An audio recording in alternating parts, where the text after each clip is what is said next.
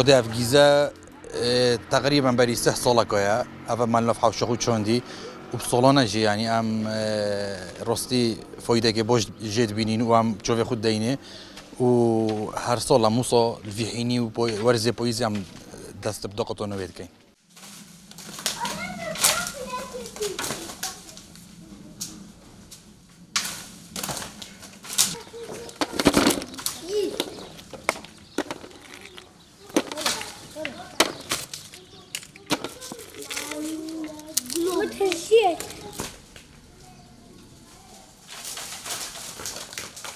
وأف جيزة كنت تدقطون نبو تجارية الراستيجي وكسو كوريت ما وجيرونيت ما ومروفيت ما يعني هم همي بيك واتينا هوري كوريوما وهم همي بيك و يعني رادبين ب دقطون في جيزة ودي مو هيك يجي هم هر يكو بهرو خود بات وهم هر يكي هم دينا خرج دينا جيرونو دينا كسو كوريت خود دينا هفولو جرا وهم همي يعني فايدة يجيت بينين.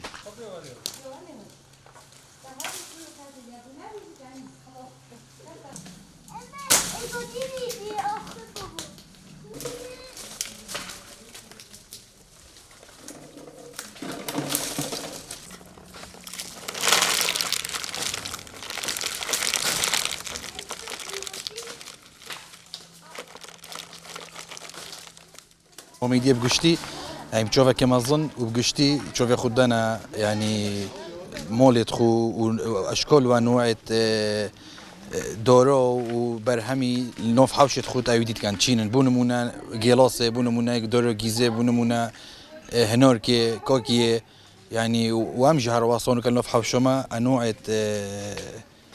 فقية نوف دهينو إكش وجي أفجيزاك وأكود بيتا بورزة بويزة وفحيني هرسول فحيني عم راد بين دوت قطين.